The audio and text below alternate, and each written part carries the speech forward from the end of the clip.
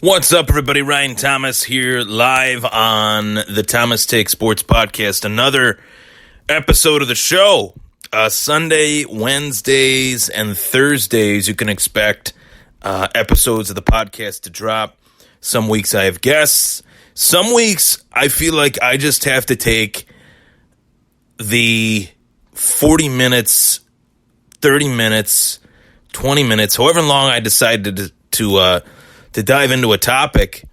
I feel like I need to dive into that topic. I feel like I need to really just get my take out there, because sometimes when I have guests on, I obviously, by having a guest on, you want to give them their time and their say, and then the guests come on and react to what I have said previously in previous episodes. So I know this is going to be one that is going to spawn guests within the podcast and reactions to what I say in particular to this topic.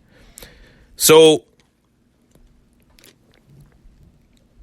Conor McGregor is the biggest name in the sport. That is obvious. He's been for the last 4 or 5 years now, and he's somebody that anyone who's anyone, whether you're a casual fan, whether you're a hardcore fan, you know the rise of his fighting career. And oftentimes, as a podcast guy that dives into MMA topics, I have friends, I have family members, I have just people along the way throughout the walk of life, the walk that is life, that ask me, when is Conor McGregor fighting? When is this guy going to fight? Have you heard anything? What's going on with Conor McGregor? And really, that situation, that question, lends itself to a lot of different opinions of mine, that the casual fans really only started watching the sport when Conor McGregor burst onto the scene sometime in 2014, 2015. That was when new fans really started diving into the sport, watching the sport, and taking it all in for what it was. And most people that know about Nate Diaz, that are Conor McGregor fans, only really know about Nate Diaz because he fought Conor McGregor. Most people only really know about Jose Aldo because he fought Conor McGregor. Most casual fans, I should say, only know about Chad Mendes or Eddie Alvarez or Khabib Nurmagomedov because he fought Conor McGregor. Most people know about Conor McGregor from the boxing audience because he fought Floyd Mayweather. So there's this wax on, wax off popularity that Conor McGregor has been able to profit off of over the course of the fights within his career. The fights with Chad Mendes, the fights with Jose Aldo, the fights with Nate Diaz, just Khabib, Eddie. Each fight kind of, I would say, was almost like a staircase, but he was just climbing the top of the staircase. It was a winding staircase in a big house where he reached the top and said, now what? And when you have a fighter that came from literally nothing, was getting welfare, was getting assistance from all the programs out in Ireland, and being a plumber, and then he decides he's going to take up mixed martial arts full time. He has a dream. He's going to be a UFC champion. He's going to be a 2-division champion. And at the time, I really don't think people understand how ridiculous of a statement that was to come from not just any fighter, but an Irishman. There had not been any Irish fighters that really burst onto the scene the way Conor McGregor said he was going to burst onto the scene. There was the Irish hand grenade Marcus Davis, and that was really about it. So for Conor, a true, authentic Ireland Irishman, to step out there and say he's going to do this, and he's going to do that, and he's going to make this happen, he's going to make that happen, that was rare. Nobody had ever really done that before. Nobody had said that before. Nobody had, let alone, gone out and done the things that they said that they were going to do. So that allowed him to get this fame, this persona, this mystique that was crippled. The night he fought Nate Diaz for the first time on 11 days' notice, Nate Diaz burst onto the scene that night, took the fame, took the torch, and kind of ran with it as far as being one of the more famous fighters in the UFC that made Nate Diaz a star that night in March of, I believe, 2016, that made him a star. So you have that. You have that loss, which was a massive loss. And if you're not really catching my drift here, I have to go through the timeline in order to get to where I need to go. So just bear with me here. But you have that loss. He asks for the rematch. He gets the rematch. He wins a closely contested decision. He gets the Eddie Alvarez fight at 155. He wins that fight, becomes the first two-division champ, although he never defended that featherweight title, although he never defended that lightweight title. And you have these instances since the Floyd Mayweather fight, which I think that was somewhat the beginning of the end, the point in which it leads us to where we are now. The Floyd Mayweather fight, I had a really rocky relationship with that fight. It was announced as a possibility. I dismissed it. It was announced as a done deal. I still dismissed it. It was announced that this was finalized, signed, sealed, and delivered with a worldwide press tour. I still dismissed it because I thought I'm not going to believe this until both guys are in the cage or in the boxing ring. I'm sorry, in the boxing ring. I'm not going to buy into this fight. And then there I am saying all these things. I get the opportunity to go to Toronto for the Budweiser stage Floyd Mayweather Conor McGregor press conference. And that was when I realized that this fighter in Conor McGregor is unlike anything that MMA has ever seen, and maybe MMA will never see anything like it again. That is a possibility. The phenomenon, the rise to the claim to fame that has been Conor McGregor's career. I don't know if we will ever see anything like it ever again with any fighter. Regardless if you're an Olympic champion like Henry Cejudo, regardless if you hail from the fighting pride of Australia and Robert Whittaker, regardless of if you're John Jones, regardless of if you're Stipe Miocic, regardless of anyone that is a current champion in the sport of mixed martial arts, 27-0, undefeated, Khabib Nurmagomedov, they just do not get the traction that Conor McGregor gets due to the fact that Conor has this charisma, he talks well, he dresses well, decent-looking guy, all that stuff. You have all that thrown into one, and you have a hellstorm. You have a volcano waiting to erupt. And this is where I segue into my next point. Along the way, along the rise, the claim to fame, we have seen this guy put himself in some of the worst positions that you could put yourself in as far as an individual, let alone as a fighter, as a man, as a father. As an individual, Conor McGregor has put himself through far more harm than good these last couple years. And it all is post the Mayweather fight. You give someone with the personality of this wild, wacky personality of Conor McGregor, almost a Joker-esque personality, you give him $100 million to fight Floyd Mayweather. Win, lose, or draw, he's making that much money. He loses, he makes that much money. His life is forever changed. His kids' lives are forever changed. His kids' lives are forever changed. So knowing that you had to climb that staircase or climb that ladder, climb that wall, whatever you want to call it, whatever analogy that you want to put on it, knowing that you did all that, and now you are complete. You've made your money. Your goal in this sport was to get in the sport, get money, and get out. Those were the exact quotes dating back to 2012, 2013 from Conor McGregor when he was fighting in Cage Warriors. He was going to get in, make as much money as he could, and get out. And boy, did he make as much money as he could.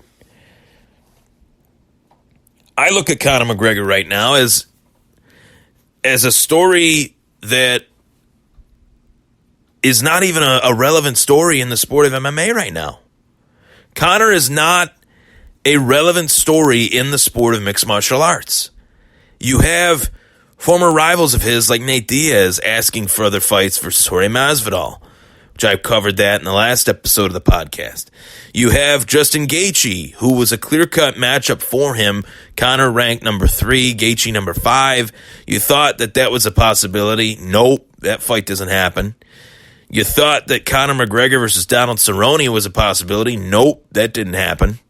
You thought Conor McGregor versus Tony Ferguson was a possibility. Nope, that still has not happened.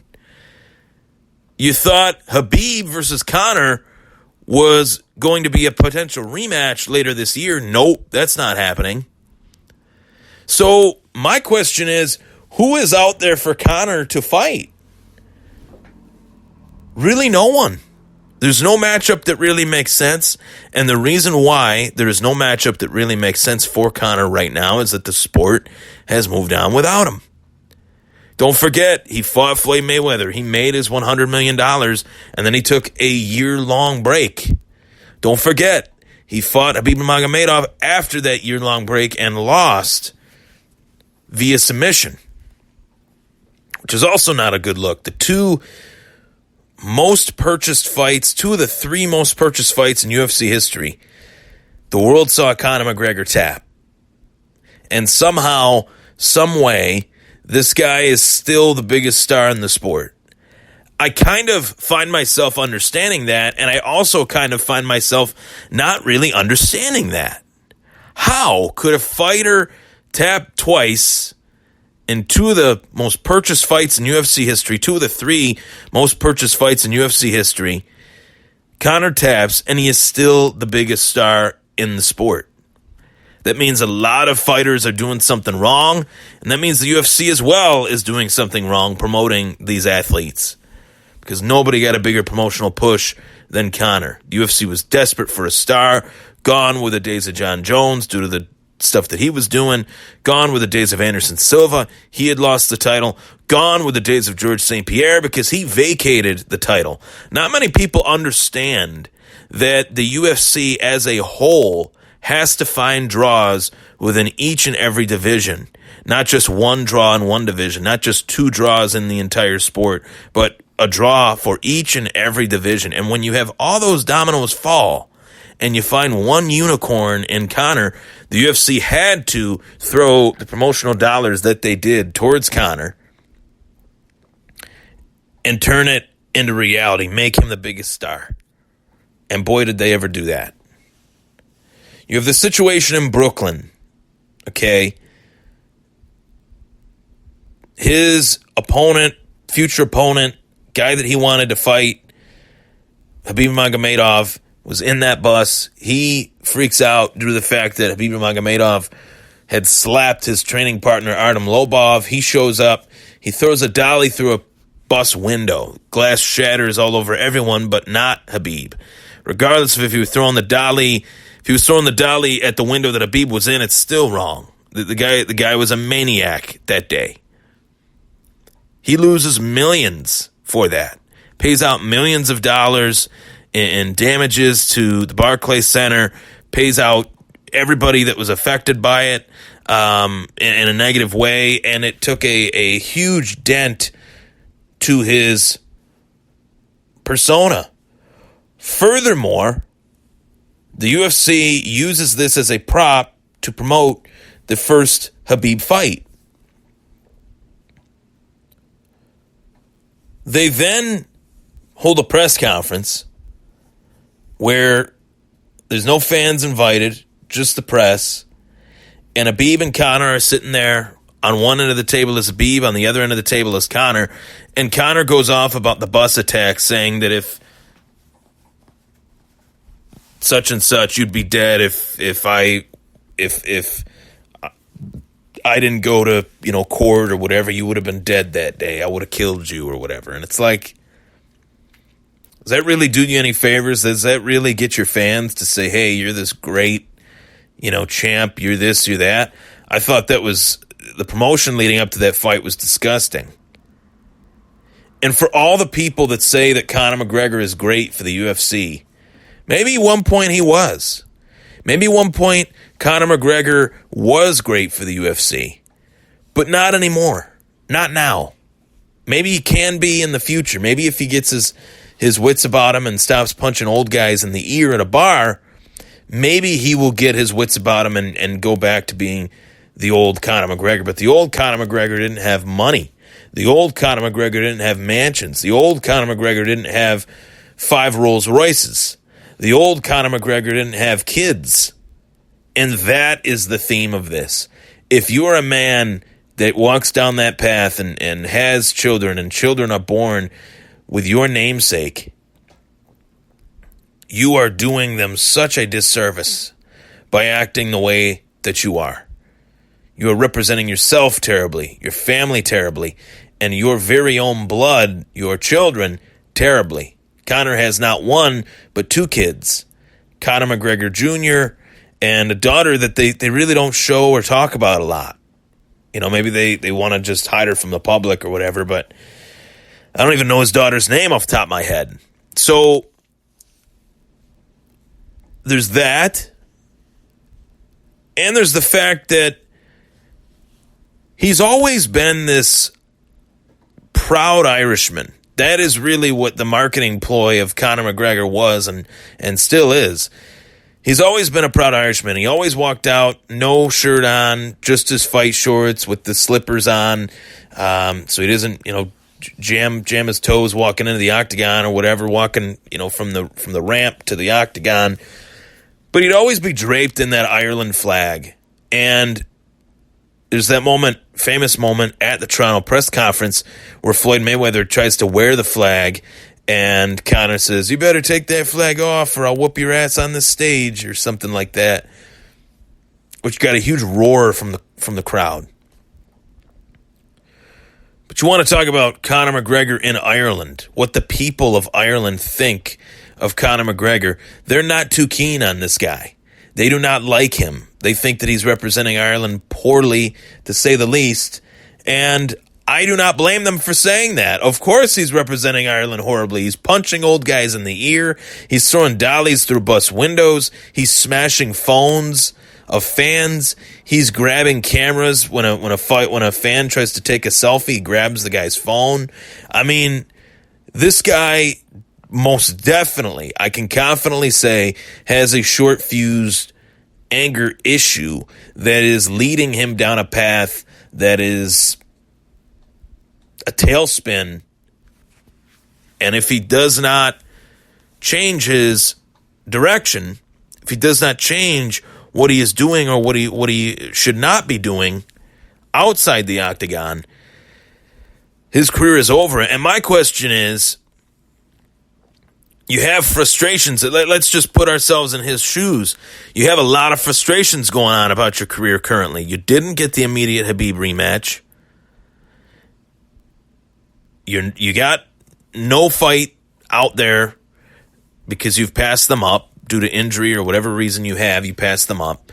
Cerrone's fighting Gaethje. Gaethje's fighting Cerrone. You could have fought either one of those guys. Tony Ferguson has fought 11 straight fights. He's won 11 straight in his last 11, is what I meant to say. 11-0 in his last 11. That guy deserves a title shot. He deserves the Khabib fight for the title more than Conor does, because he's never fought Khabib. Conor fought Khabib. He lost pretty badly. Got dropped in that fight. Got submitted in that fight again. So if you're Conor McGregor, you're very frustrated over the state of your career. You don't know what direction you're going in as far as positive, negative, indifferent, whatever. You're just frustrated. So you act out. You act out when you're frustrated. And you either act out in a calm, cool, collected, precise way, or you act out violently, aggressively, and childishly, and immaturely, and that's what Conor McGregor is doing. That's what he's going to continue to do, because he's got way too much money. And someone with that much money, bad things happen. Bad things happen. You become a target. You're not just a regular guy anymore when you make that much money. You have things that happen. You have leeches. You got parasites. You got people wanting a buck or two. You got a huge bullseye on your back. And maybe it is tough in the day in life of Conor McGregor. Tough to be that famous.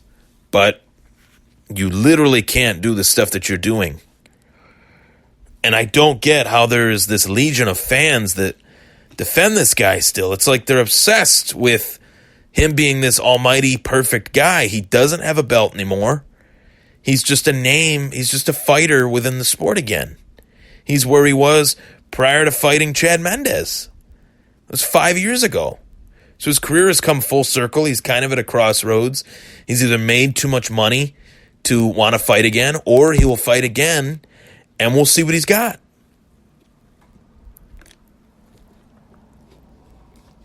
The Khabib fight needed to happen. No question. The Khabib fight had to happen. That was a fight that was just too great to not happen.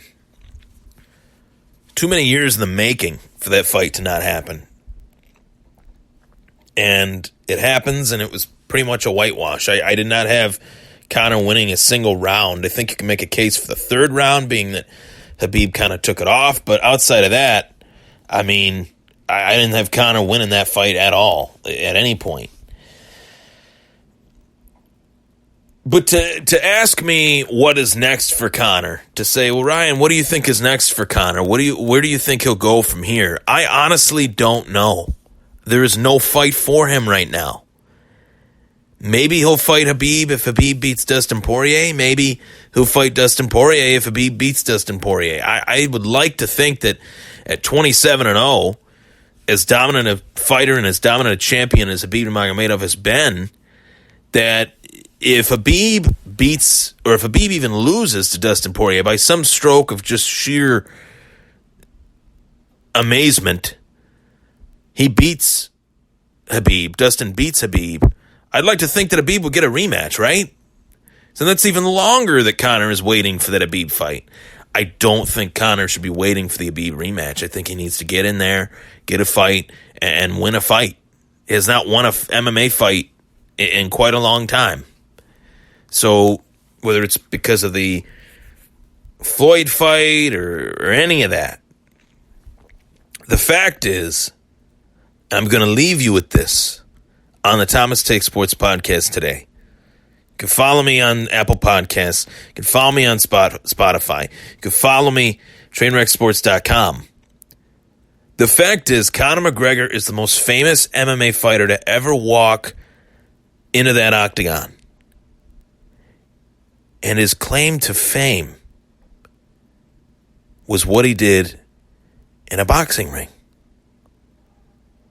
The fact that an MMA fighter, 0 wins, 0 losses, went into a boxing ring and fought a 49-0 multiple-time world champion, a all-time great boxer, pure boxer, defensive boxer, Floyd Mayweather Jr., Parnell Whitaker, the late, great Parnell Whitaker, rest in peace, a tragic loss in the sport of boxing. Conor fights the Parnell Whitaker of his era, Floyd Mayweather Jr., the best fighter of his era, and goes 10 rounds with this man. That is Conor McGregor's greatest legacy. And I don't know if you could ever top that. I don't know if you could ever top that in any way, shape, or form. But the scary part of this whole story is that Conor McGregor could be one of those guys that finds himself in far more trouble outside the ring, outside the octagon, once he is done fighting. And to be honest, I think Conor McGregor is already done fighting. I don't know if we will ever see Conor again. He tweets, he posts, he says a lot of different things to keep people on the edge of their seat. He's a brilliant businessman. He markets himself brilliantly. And he keeps his fans waiting for his next move, as any great businessman or marketing entity would. They keep you waiting for your next move. Whether it's a series, whether it's a season finale of a great show, whether it's Conor McGregor's Instagram account, they keep you waiting. They keep you waiting for the next move. So I don't know if we'll ever see Conor McGregor again. I would like to think that we will, but you've already really done everything. The problem is, if you're not going to fight, are you going to conduct yourself in a great manner, or are you going to be a fool and lose fans? because that's what he's doing right now. I'm Ryan Thomas. That was the Thomas Take Sports Podcast.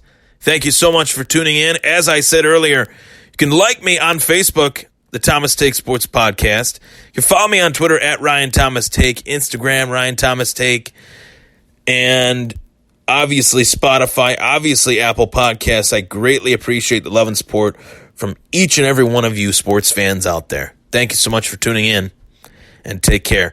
Tune in this Sunday for another epic Thomas Take Sports Podcast episode as I recap the 14-team Thomas Take Sports Podcast Fantasy Football League, the first year of the 14-team league ever. It'll be a great one. The draft is August 25th at 6 o'clock. I'll be recapping the draft at 9.